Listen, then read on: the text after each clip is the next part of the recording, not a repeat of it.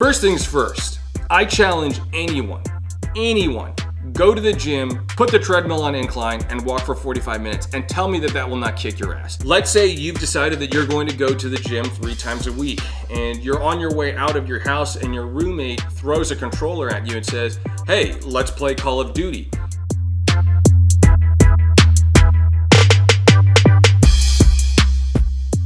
Like every year, most people have some kind of goal or New Year's resolution that ultimately fails. These are people I like to call Reso-Losers. You don't want to be a Reso-Loser, and that is exactly what the whole point of this video is about. Now, with New Year's resolutions, obviously people have all kinds of different goals. It could be something related to their work or all different hobbies, that type of thing. But because this is a health and fitness channel, I'm pretty much only interested in talking about how to go from living an unhealthy lifestyle to living a more healthy lifestyle. The 2 biggest reasons why you will probably fail in changing your lifestyle are, number 1, you're not thinking big enough. And by that, I don't mean that your goal isn't big enough or that your aspirations are big enough. I mean, you're not thinking about the big picture. You're not thinking about the big picture of your lifestyle. You're not thinking about the big picture of what it's going to take to get your goals accomplished. And the second reason is that you're not thinking small enough. I know it sounds kind of crazy, but a lot of people don't consider all the tiny little pinch points that accumulate over the course of their life that are really holding them back. I'll explain more in just a moment.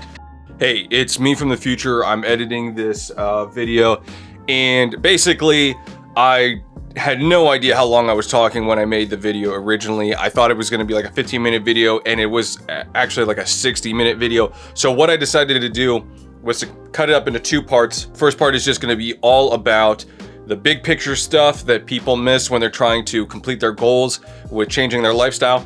And the second half is going to be another video I'll post later that's going to be all about the small stuff that's messing with your lifestyle. I know it's long. It's even 30 minutes is really long, especially by Instagram standards. But folks, if you have really struggled with staying motivated or changing your lifestyle, if you're somebody who continually makes these commitments and continually fails, I really strongly advise that you watch the whole 30 minutes. I think I get into a lot of stuff that is very beneficial. I get into some really deep stuff that I don't think most people consider, and I really strongly advise that you watch the whole thing. If you are watching this on Instagram and that's uncomfortable for you because, you know, watching on a phone for half an hour is uncomfortable, I got a YouTube channel. Just switch over to YouTube and search for Critical Fitness. That's probably a lot more comfortable. You can watch on your computers. Yeah, I strongly advise that you watch the whole thing and then be on the lookout for the second half, the part 2 that'll be coming out, which I also think will be very beneficial for people who have consistently tried and failed to change their lifestyle.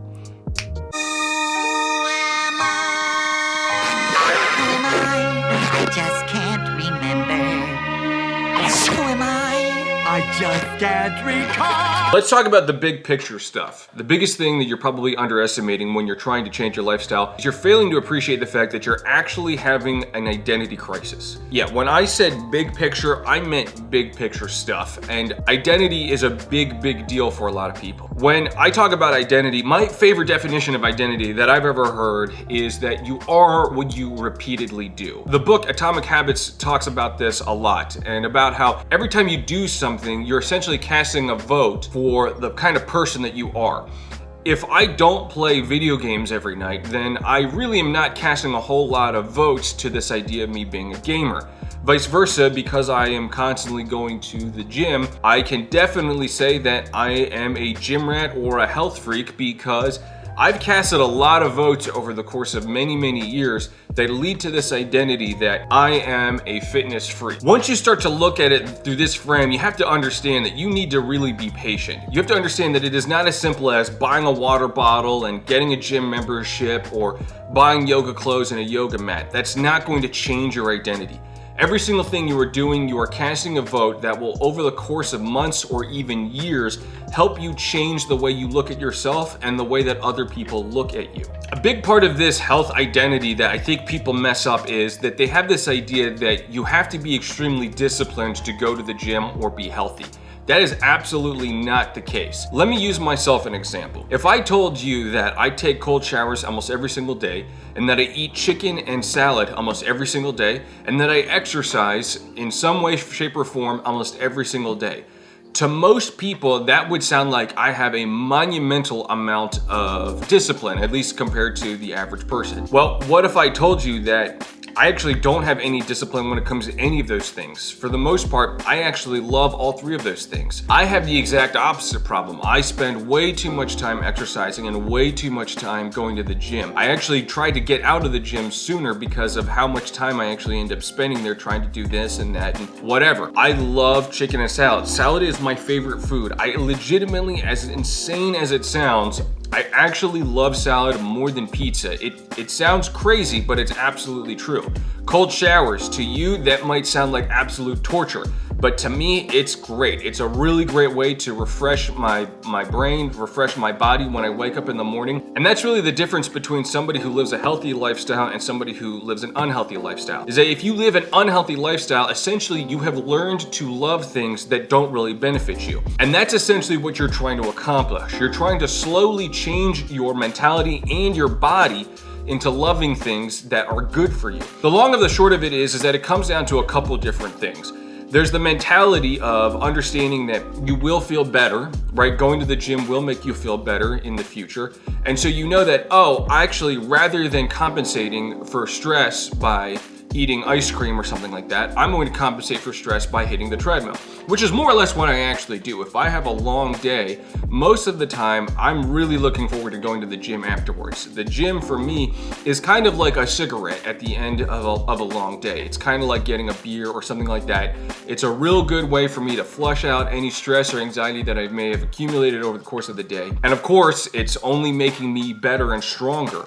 Rather than having like a beer or a cigarette. That would be like the psychological component. There are also a physical component, like for example, when you're eating salad every day, you are starving out bacteria in your intestines that thrive off of eating pizza or ice cream or, processed food. You're starving out all of that bacteria and you are cultivating more bacteria in your intestines that live off of high fiber foods like salads and whatnot. And this sort of leads me to the next big part about your identity, which is that if you are somebody who's eating a lot of processed, caloric dense food, you are probably stuck in a vicious cycle. Like I said, you have bacteria in your stomach that is thriving off of that kind of food. It really brings the whole you are what you eat to a whole new level. Not only are you building your body based off of the food that you're consuming, but you are building bacteria in your intestines that literally have a direct communication with your brain and control the way that you feel. And if they're dying, they're gonna make you feel miserable. So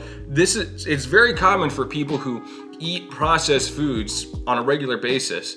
If you eat a lot of processed food and then you try to eat unprocessed food, you actually might start to feel sick. And that's because you are stuck in a vicious cycle where, you are trying to feed bacteria in your intestines that thrive off of bad food. And if you use food as a stress reliever, then of course you're just repeating this vicious cycle where you get stressed out, you eat more food, the food is hurting your body over a long period of time. I mean, having a couple of chicken nuggets or one ice cream cone is not gonna hurt you, but of course, if you are stuck in this compounding effect, this vicious cycle that is building over time, then eventually the compounding effect, no different than, a 401k or anything like that, will start to crush you. So you have to understand that you are stuck in a vicious cycle and you are trying to completely change the polarity into a virtuous cycle. There's all kinds of different resources and different ideas on how to fight your way out of a vicious cycle. What I will personally tell you is that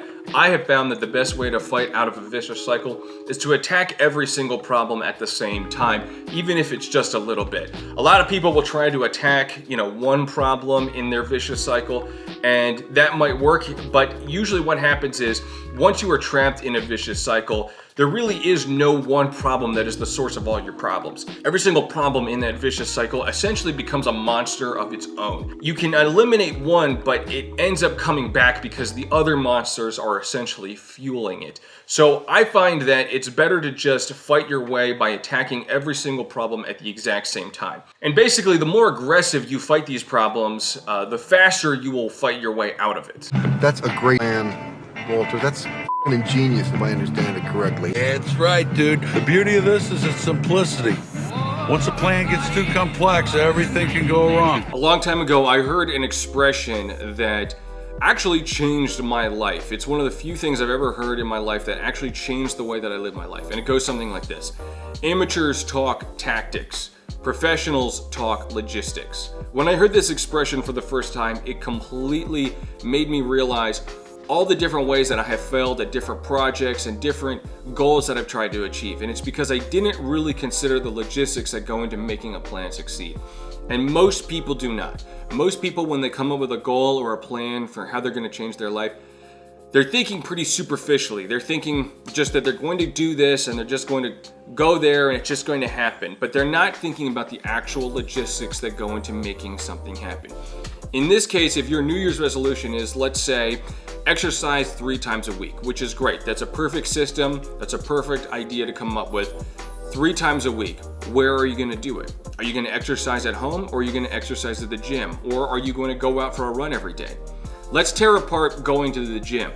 Are you going to go to the gym before or after work? If you're going to go to the gym before work, is there going to be a shower at the gym? Do you even know which gym you're going to go to? Is the gym close to you or is the gym far away? Sometimes people will try and go to a gym that's 30 minutes away because it's the nice gym with all of the equipment and everything's really nice, and it's way nicer than the gym that's 5 minutes away from you. But if that 30-minute commute to your gym makes you go to the gym one less time a week, that effect will compound over the course of months and years, and it will make it a lot more difficult to reach those goals that you started off with. It might be better to go to the gym that has a lot less equipment, is a lot simpler, maybe it's even a little bit dirtier, but if it's 5 minutes away, that might actually end up being the better decision for you so that you can actually meet those goals. And once you get to be a real fitness junkie or whatever, then yeah, you can absolutely decide to go to the fancy gym with all the fancy equipment. But remember, you are trying to defeat your future self. You're trying to defeat the you that in the future will lose motivation to try and maintain these goals. And every little thing, every little decision, be it throwing in a towel into your gym bag, not throwing the towel away, but putting a towel into your gym bag so you can take a shower in between going to work and all that. Any little thing like that, packing a water bottle, packing lunch, all of those things will over the course of weeks and months and years compound. So you really need to be thinking about the logistics that go into your plan. We could also take apart going for a run. Are you gonna run in the rain? Do you have a rain jacket, one that's appropriate for running? What about exercising at home? What are you gonna do? Are you gonna do yoga? Do you have a place in your house dedicated to doing yoga? A lot of times people think that they can just roll out a mat and do it, and then the kids are running around, or something's happening, they hear their phone ring. There's all kinds of different distractions. How are you going to defeat all of that? You really need to be thinking about all the different ways that your plan can fail and preemptively get rid of them. If it's exercising at home and you're gonna do yoga, pick the YouTube channel ahead of time. Figure out what YouTube channel you're gonna watch, maybe even just watch the video before or whatever. But try to visualize as intensely as you can your plan and the different things that would defeat you from accomplishing your goals. Don't do this. I knew you were ruthless, but this... The sacrifices must be made. Next big picture item that people don't think about is sacrifices. What are you willing to sacrifice to accomplish your goal? In life, for the most part, there are no advantages, there are only trade-offs. And you're really trying to pick the trade-offs that you are willing to sacrifice that will point you in the direction that for your particular lifestyle will help you out. A lot of people go into their plan and they just don't think about what they're going to have to sacrifice to make this actually work. Biggest thing you need to consider when you're thinking about sacrificing is you got to think about your social life. And I don't mean that you don't have to have a social life at all. I mean, you have to consider the current social life that you have now and the future social life that you want that will match your lifestyle. People really, really underestimate the power of your social life. In fact, one thing people don't realize is of all the longitudinal studies that they've ever performed about longevity and health span, the one thing that consistently rings true is that people who maintain a healthy social life will typically live longer than people who do not. Having a healthy social life is a major, major part of having a healthy lifestyle. I don't mean just having fun with your friends, I mean what kind of friends you have. Everybody knows that the biggest indicator of whether or not a drug addict will relapse and go back into their drug addicted lifestyle depends on their friends. If you take someone who is trying to escape a drug addiction and you keep them in the same area with the same friends, they will probably relapse and will probably go back into their drug lifestyle. If you take that same person and you move them into a different state where they don't know anybody and they get a whole fresh slate, they have a much, much greater chance of finding a new lifestyle with new people who are not addicted to drugs all the time. And the same thing goes with anything else in your life. If you want to quit cigarettes, if you want to eat healthier, if you want to go to the gym, your success oftentimes is highly dependent on your social life. In fact, I personally think that that is the biggest part of CrossFit. I personally understand all the different problems that people have with CrossFit. CrossFit has caused all kinds of injuries. There's all kinds of different problems with it, but there is one thing that's undeniable about CrossFit, and it's basically the same reason why so many fitness freaks have such an intense response to it. And that is, they definitely seem to be very good at getting a lot of people to exercise more. Of all the different lifestyles, of all the different fitness trends or anything like that, nothing has gotten more people to exercise more intensely than CrossFit. And I personally don't think it has anything to do with their techniques, their diet, none of that. I think it is almost exclusively the social life that comes with it. It's basically the biggest attractor. CrossFit has essentially become, or has been almost this entire time, a cult. It's very strange. When you go onto these different CrossFit websites, they have their own lingo, they have their own style, they have everything. They have their own shoes. It's basically just becoming a bigger and bigger subculture. And I don't think it's any coincidence that this subculture is the same culture that gets a lot more people to exercise and lose weight a lot more. And it just makes sense. You can imagine a situation where you go to a gym where everybody knows each other and you meet some guy named Frank. I don't know, let's just call him Frank. And Frank is hilarious. He's constantly got everybody in the gym laughing all the time. And maybe you travel for work and you take a few weeks off. You can imagine that after a couple weeks you go, man, I miss that guy Frank. He's so funny. And that's just one more motivating reason to go back to the gym where Frank is so that he can make you laugh. It's really just like anything else in life. You know, there's another very powerful expression that can kind of sting a little bit, which is that you are the average of your 5 closest friends. And the reason why this stings is because most people, when they hear this expression, they look to their left and they look to their right and they realize that the people that are in your life are oftentimes stuck in a vicious cycle. And when you're trying to escape that vicious cycle, they are oftentimes pulling you down with them. And this is where it gets really sensitive and really complicated. You know, toxic relationships, it's kind of a relative term. There's a bit of a gambit when it comes to how toxic somebody is relative to your lifestyle and relative to what you're trying to accomplish. On the most extreme end, there are people who are just purely toxic. And believe it or not, those are the people that are the easiest to escape from. These are the people who are just self-destructive, they hurt the people around them, they just hurt everybody. And if you are stuck in that relationship with somebody, be it your friend or your lover or whatever it is, the reason why you're stuck with them is probably just you. You probably don't realize that you deserve better, or you don't think that there is better out there, or you just don't know how to get out into other relationships that are going to be more helpful for you. And when I say that that is the easiest, I mean, yeah, once you realize that it's more of an internal struggle than an external struggle, then yeah, that's probably the easiest relationship that you can break apart out of. The rest of them are a lot more difficult, because really what it comes down to is there are lots and lots of people that are in your life that are good people. You like them, they make you laugh, they make you feel good, but the lifestyle that they lead is not the lifestyle that you want to lead anymore. Let's say you've decided that you're going to go to the gym 3 times a week, and you're on your way out of your house and your roommate throws a controller at you and says, hey, let's play Call of Duty. Call of Duty sounds great, right? That would be fun. That's the lifestyle that you have been living for the last year or so, is you get high, you play Call of Duty, and you order takeout, right? Well, that's all fun. It's all fun to do that once in a while, but if this person that you enjoy hanging out with is constantly pulling you into this vicious cycle, well, that's toxic. It's toxic relative to you. And when it comes to those kinds of people, it's really, really difficult to separate yourself from them because you like them, right? And so you kind of have to go down one of 2 different paths.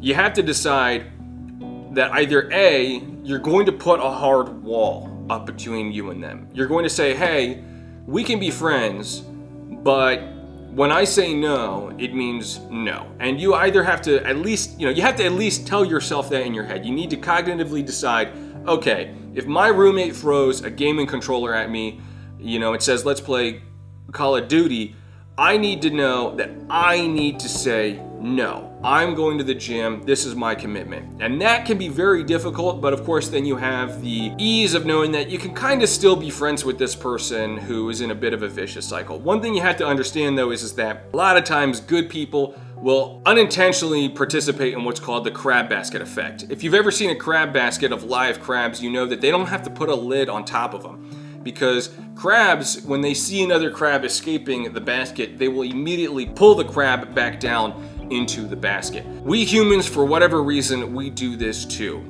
A lot of times people just do it unintentionally. If you start succeeding in life, for whatever reason, somebody in your life will oftentimes try to pull you down in some type of weird manipulative way. They'll try and make you feel bad, or they'll make fun of you for you're on a health kick or whatever. And they might not even really realize that they're doing it, but essentially what it is that they recognize their own failures and they compensate. They basically have a self-defense mechanism that allow them to not look at themselves in the eye and look at their own failures. And they are essentially just trying to pull you in. Misery enjoys company, and they're just trying to pull you back down to their level, because if you succeed, it kind of makes them feel like even more of a failure. And you need to be aware of that. You need to be aware that people are going to subliminally or not subliminally try to pull you down back to their level.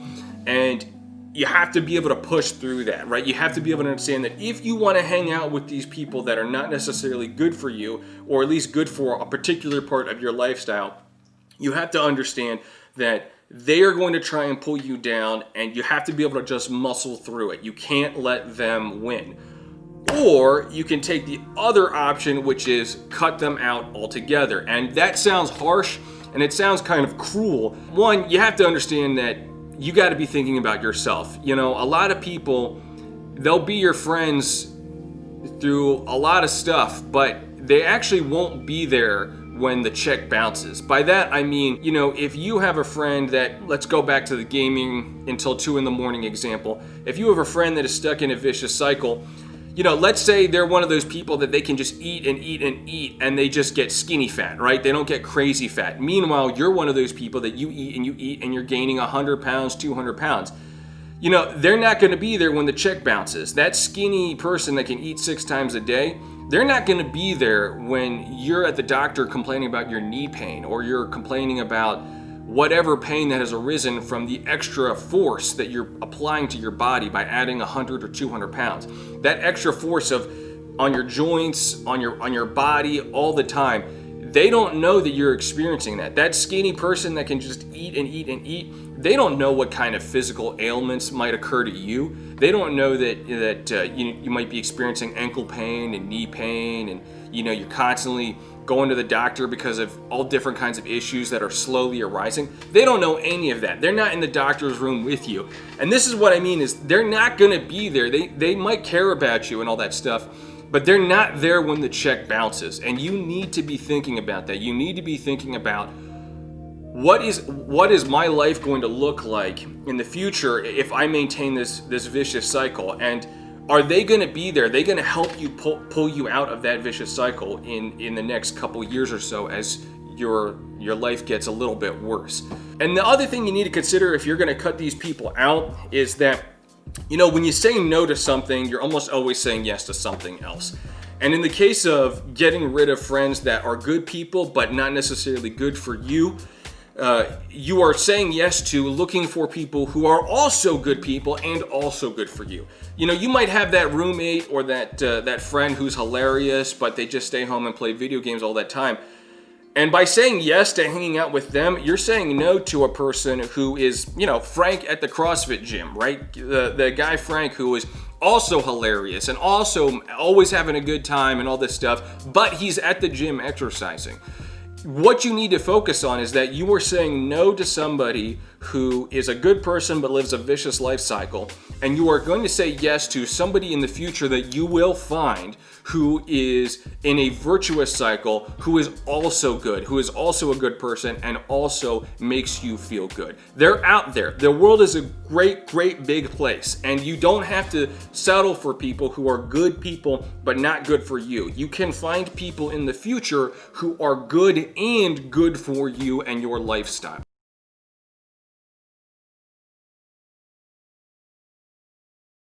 What is he doing? His arms are too short.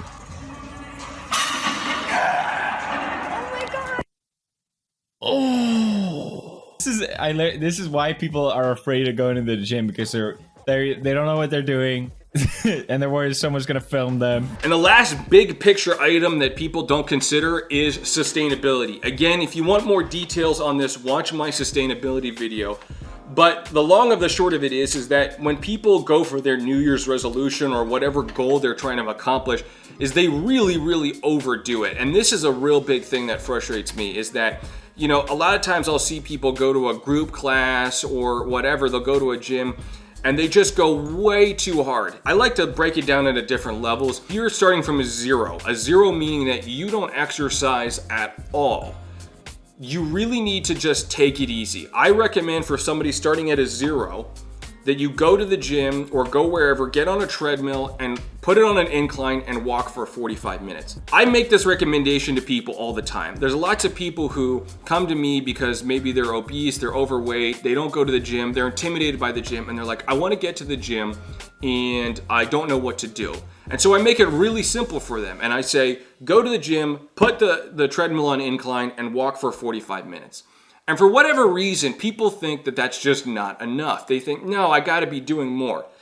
First things first, I challenge anyone, go to the gym, put the treadmill on incline and walk for 45 minutes and tell me that that will not kick your ass. That will kick my ass. It kicks everybody's ass. Walking is a very, very intense exercise that people don't estimate. I know I'm going on a little bit of a tangent, like a side tangent here, but when I go to a new city, I try to walk as much as I possibly can to really experience the city. And when I went to Austin, I pretty much walked the entire city in one day.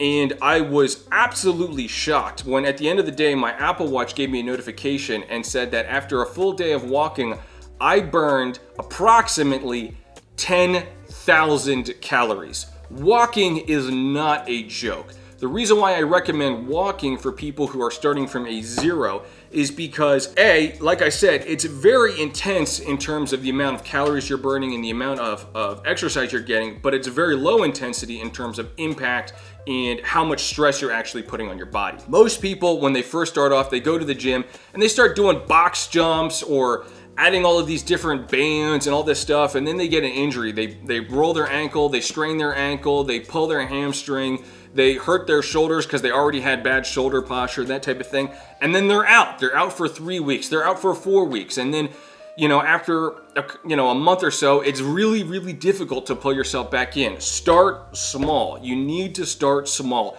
And I'm telling you, the simple act of getting on a treadmill and walking for 45 minutes, it sounds too small. It's not. It's plenty small, but it's plenty big at the same time. Take it easy on yourself. Push yourself within a small confine. That's if you're starting from a zero. If you're starting from a one, I put one as anybody who's been exercising for less than a year. Don't go to failure. You hear people talking about this a lot because it's true. Failure reps are really not worth it. It just really doesn't do what people think it does. Doesn't necessarily make you bigger and stronger. There are all different kinds of ways of getting bigger and stronger, and going to failure is probably the stupidest one because your technique is gonna suck. And this is why I tell people to move slowly, especially if you're in the 0 to 1 phase. But the biggest reason is that when you perform any movement slowly, it increases your body awareness. I have another whole video all about body awareness called Flexing and Philosophy. If you really want to get into more details about body awareness, check out that video. But the long and the short is doing anything more slowly, no matter what the task is, solving a Rubik's Cube or deadlifting or anything will increase your awareness, and it will literally change the nervous system makeup that you're using to try and complete that task. Move slowly and understand that you really do not want to overdo it really any time in your life, but especially in the beginning. You know, for me, I probably only go really hardcore, really intense about once a week. And that's probably a good guide to keep if you're out of that zero phase. If you've been exercising for a couple months or a year, you probably only want to go balls to the walls once a week. Find out what your limit is, but you don't need to find out what your limit is every single day. All of this leave blood on the mat, this whole culture of, you know, pushing your body to the limit all the time, they're not talking to you. They're not talking about your health span. They're not talking about, you know, how are you going to keep this lifestyle for your whole life. They're talking about being a Formula One racer, right? You don't want to be a Formula One racer. You don't want to build a machine that is constantly getting into car accidents and being, you know, put back together all the time. You want to be like a pyramid. You want to be the type of structure that lasts for ages and ages and ages.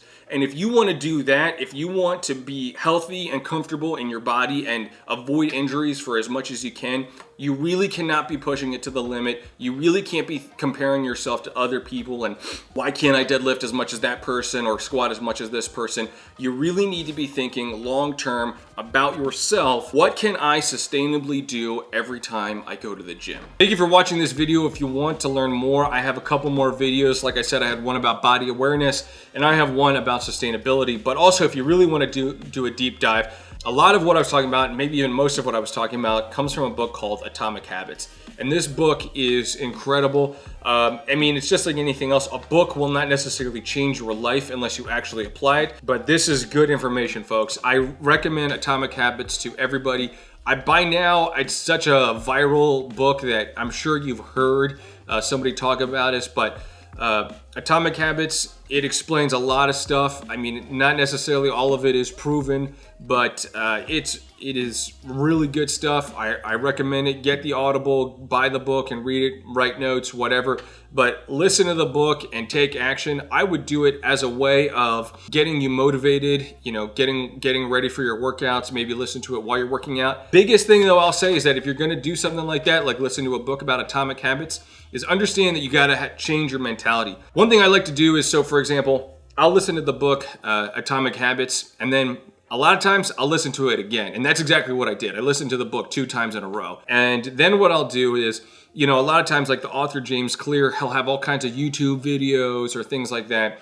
And so I'll just watch the YouTube videos. I'll watch the lecture. Even though it's the same information that's in the book, he's saying the exact same thing. But I do it again and again because I'm trying to change my mentality. And a big thing that you need to do when you're trying to change your mentality is have a mantra. Basically, whatever it is. It's, my name is Antonio and I ship. Or, you know, maybe you'll say, I am going to exercise, or I'm going to fold the towels. Whatever it is, you need to have a mantra and you need to have repetition of a thought process so that you can defeat the opposite thought process that has been repeating itself over and over again in your mind. So yeah, listen to the book, maybe watch some YouTube videos or do the opposite, whatever. If you like this video and you appreciate my content, the best way to support me is to go to my shop and pick up some gear. I've got all kinds of designs. I think at this point I have more than 150 different products. A lot of them are like this, they just say critical, but a lot of them are designs that might speak to you on a little bit more of a specific basis.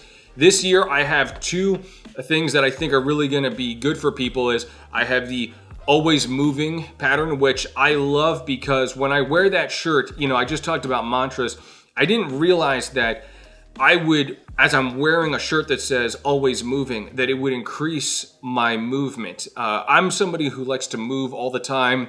When I'm at work, when I'm at the house, I get up off my chair and I move. I swing a kettlebell, I do whatever, and I just move. So you would think that somebody like me would not improve or move more because of a shirt that says always moving, but I do. When I wear my always moving shirt, and so I just move more. I'm just reminding them, I'm always moving. Always move your body. I have another shirt that is just unlimited willpower. It's about the fact that, you know, people think that their motivation is hurt by the amount of decisions they make in a day. They call this decision fatigue. And people used to believe that you had only so many decisions that you could make in a day, and that your motivation and your willpower would drain throughout the day. But actually it turned out that none of that was true. science actually panned out to not be replicatable. And instead, what they have discovered through other research is that you actually have as much willpower as you tell yourself. If you tell yourself you have unlimited willpower, then you will have unlimited willpower. So if you want to have a mantra like that, tell yourself you have unlimited willpower. And if you want a shirt that matches that mantra, I got one on my website there for you. If you're short on cash or whatever and you can't pick up some gear, that's fine. Please just do me a favor and like this video or tag or send this video to somebody that you think would benefit from it. Thank you for watching.